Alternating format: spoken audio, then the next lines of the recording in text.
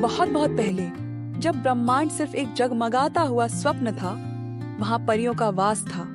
ये परियां किसी आम तारे या ग्रह पर नहीं रहती थी, बल्कि वे स्वयं तारों के कणों से बनी थी।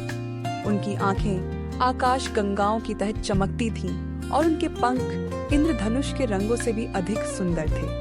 परियों का साम्राज्य इंद्रधनुष निहारिका में फैला हुआ था, एक ऐसी जगह जहां अंतरिक्ष के बादल सबसे चमकीले रंगों में रंगे थे और तारे किसी मोती की तरह टिमटिमाते थे।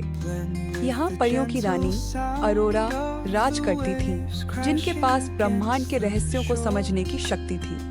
ये परियां सिर्फ सुंदर ही नहीं थी, बल्कि वे ब्रह्मांड के संतुलन की रक्षक भी थी। जब कोई तारा बुझने वाला होता, तो परियां अपने जादुई धूल से उसे नया जीवन देती थी। जब कोई नई आकाश गंगा बनने वाली होती, तो वे अपने मधुर गीतों से उसे आकार देती थी।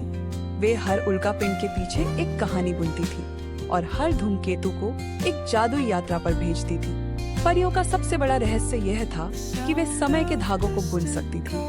वे जानती थी कि कब एक नया ग्रह बनेगा और कब एक सभ्यता जन्म लेगी। वे कभी हस्तक्षेप नहीं करती थी, बल्कि दूर से ही अपने जादुई स्पर्श से सब कुछ सही दिशा में ले जाती थी। इंद्रधनुष निहारिका में परियां नक्षत्र पुष्प उगाती थीं, ऐसे फूल जिनकी पंखुड़ियां तारों की रोशनी से बनी थीं और जिनकी खुशबू ब्रह्मांड के कोने कोने तक फैलती थी। इन फूलों से वे सितारा ओस इकट्ठा करती थी, जो उनके लिए अमृत के समान था और उन्हें उनकी जादुई शक्तियां प्रदान करता था।